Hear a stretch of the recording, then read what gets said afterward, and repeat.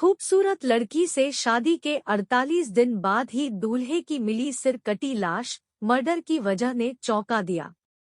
खूबसूरत लड़की से शादी के 48 दिन बाद ही दूल्हे की मिली सिर कटी लाश, मर्डर की वजह ने चौंका दिया। खूबसूरत लड़की से शादी के 48 दिन बाद ही दूल्हे की मिली सिर कटी लाश, मर्डर की वजह ने चौंका दिया। Crime stories in Hindi. West Bengal murder mystery. Husband fail in love, sex धोखा with wife friend. Sunil Maurya. Crime murder mystery story. शादी के एक महीने में ही दुल्हन के सामने ऐसे हालात हुए, वो खुद ही अपनी सिंदूर उजाड़ने पर आ गई। हाथों की मेहंदी अभी धुंधली भी नहीं हुई थी कि वो अपने हाथों से जिंदगी को बेरंग करने को तैयार हो गई। वो खुद बेहद खूबसूरत थी, लेकिन हालात कुछ ऐसे हुए कि वो पति को अपनी आंखों के सामने बेरहमी से कत्ल करने के लिए तैयार हो गई। मर्डर भी ऐसा जिसे देखकर उसके पति को कोई पहचान ही नहीं सके। सुराग के नाम पर कुछ नहीं, पर आखिरकार हाथ पर बने एक टैटू से पुलिस ने इस मर्डर मिस्ट्री का राज खोल दिया। आज क्राइम की कहानी, क्राइम स्टोरी इन हिंदी में पश्चिम बंगाल की ऐसी अजीब मर्डर मिस्ट्री जिसमें एक तरफा और अचानक हुए प्यार ने एक युवक की जान ले ली। पश्चिम बंगाल का हुगली शहर। इस हुगली जिले के श्रीरामपुर थाना एरिया के दिल्ली रोड पर एक सुनसान इलाके के नाले में 2 मई 2022 को सिरकटी लाश मिली थी। ये लाश पुरानी दिल्ली रोड के पास मिली थी। सिर नहीं होने से युवक की पहचान नहीं हो पाई।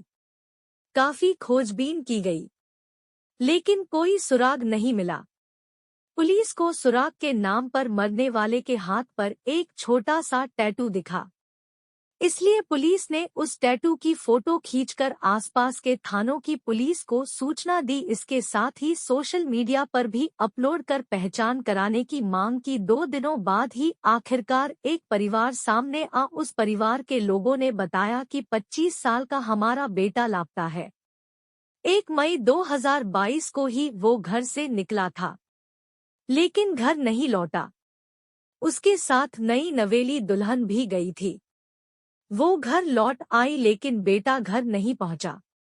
बहू ने बताया कि पति किसी दोस्त के घर जाने की बात कहकर चले गए थे, लेकिन फिर भी नहीं लौटा। थाने में इसकी गुमशुदगी भी दर्ज कराई थी। पुलिस ने कुछ कपड़े दिखाए और टैटू की फोटो दिखाई तो परिवार ने उसकी पहचान शुभ्रज्योति बसु के रूप में की। परिवार उत्तर 24 परगना जिले के खड़दा में रहता है। इस शुभ्रज्योति की 13 मार्च 2022 को शादी हुई थी। परिवार में सब लोग खुश थे, लेकिन ये खुशियां ज्यादा दिनों तक नहीं टिक पाई। आखिरकार शादी के 48 दिन बाद नई नवेली दुल्हन विधवा हो गई। परिवार से बेटे का साया छिन गया। इसका पता चलने पर शुभ्रज्योति की पत्नी चंदना चटर्जी उर्फ पूजा खूब रोई। इसे देखकर हर कोई यही कह रहा था, इस बेचारी से ज्यादा बदकिस्मती कौन होगा, जिसकी शादी के बाद अभी हाथों से मेहंदी भी पूरी नहीं उतरी थी कि सुहाग ही उजड़ गया। घर में मातम का माहौल था, पर सवाल था कि आखिर 25 साल के इस युवक की हत्या क्यों की गई। पुलिस को ये जरूर लगा कि कहीं कोई दुश्मनी तो नहीं थी। फिर परिवार से लेकर रिश्तेदारों और पड़ोसियों से पूछताछ की गई, लेकिन ऐसा कुछ भी सामने नहीं आया। अगर कोई दुश्मनी नहीं तो आखिर और कौन सी ऐसी वजह थी जिसके चलते मर्डर किया गया। फिर हत्या हुई तो उसका सिर कहाँ है। उसकी इतनी बेरहमी से हत्या करने की वजह क्या थी। ऐसे तमाम सवाल थे जिनके जवाब पुलिस के पास नहीं थे। इसके बाद परिवार के लोगों ने 1 मई को लापता होने वाले दिन के बारे में पूरी जानकारी दी। इसके बाद पुलिस को बीवी पर शक गहराया। घटना की जानकारी वाले दिन तो वो होश में नहीं थी, लेकिन फिर पुलिस ने उससे पूछताछ शुरू की। उसने बताया कि उस दिन वो एक दोस्त के घर मिलने जाने वाले थे, लेकिन उसके पति कहीं और जाने की बात कहकर निकल गए। इसके बाद नहीं लौटे। इस जानकारी पर पुलिस ने पड़ताल की तो पत्नी की बातें पूरी सच नहीं निकली। पुलिस ने साथ में ले जाकर पूरी घटना का डेमो कराया तो पत्नी घबराने लगी, झूठ बोलने लगी। ये देखकर पुलिस का शक उसी पर बढ़ गया। इसके बाद जब पुलिस ने अपने तरीके से पूछताछ की तब उसने पूरा सच बताया, जिसे जानकर पुलिस भी दंग रह गई। पूजा ने पुलिस को बताया कि शादी के बाद हम दोनों बेहद खुश थे, सब कुछ ठीक चल रहा था। इसी बीच उसकी एक दोस्त ने अपने घर पर हम दोनों को मिलने के लिए बुलाया। पूजा की सहेली का नाम शर्मिष्ठा भास्कर है। उसके पति को काफी समय पहले एक क्राइम केस में जेल हो गई थी, इसलिए वो अकेली रह रही थी। शुभ्रज्योति और पूजा दोनों शर्मिष्ठा से मिलने उसके घर पहुंचे। ये बात शादी के एक हफ्ते बाद की ही है।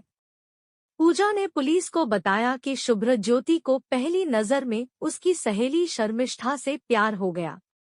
वो उसे बेहद पसंद करने लगा और मोबाइल नंबर लेकर फोन करना शुरू कर दिया।